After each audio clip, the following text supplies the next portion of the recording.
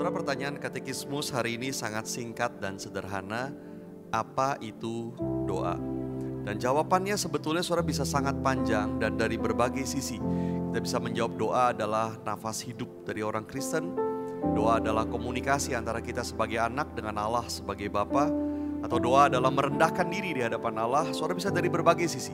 Tetapi jawaban yang diberikan di dalam katekismus ini mengajar kita 4 elemen dasar di dalam doa, yaitu pujian, permohonan, pengakuan dosa, dan ucapan syukur. Dia berkata doa adalah mengungkapkan apa yang ada di dalam hati kita kepada Allah di dalam 4 elemen ini. Saudara, tidak berarti setiap kali berdoa kita selalu harus menyatakan pujian, permohonan, pengakuan, ucapan syukur, lengkap semuanya. Tidak selalu begitu. Kadang-kadang saudara kita mengungkapkan apa yang ada di dalam hati kita kepada Allah hanya dalam bentuk pujian. Kita memuji karakter Allah, janji Allah. Kadang-kadang saudara di dalam bentuk permohonan kita meminta kepada Allah. Dan kadang-kadang di dalam bentuk pengakuan kita mengaku dosa, kita mengaku kelemahan kita, keterbatasan kita. Dan kadang-kadang berupa ucapan syukur, kita bersyukur kepada Allah yang memberikan segalanya. Dan kadang-kadang memang gabungan keempatnya.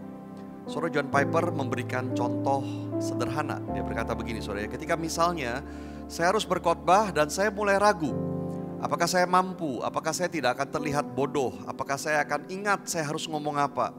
Lalu saat itu saya berdoa.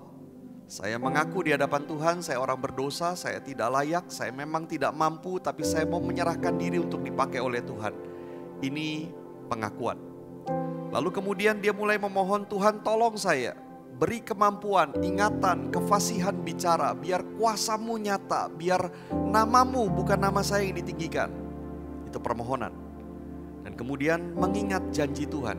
Tuhan akan menyertai, meneguhkan, menolong orang yang dipanggil menjadi hambanya.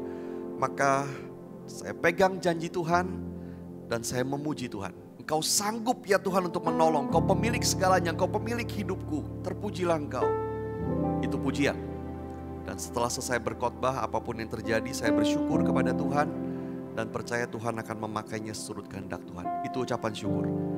Pertama, maka dia berkata mengaku kita butuh Tuhan. Yang kedua, berseru memohon pertolongan. Yang ketiga, memegang janji Tuhan dan memuji Dia yang mampu untuk menggenapinya. Dan yang keempat, bersyukur. Saudara, inilah nafas dari orang Kristen. Kita mengungkapkan terus-menerus apa yang ada di dalam hati kita kepada Allah melalui 4 elemen ini.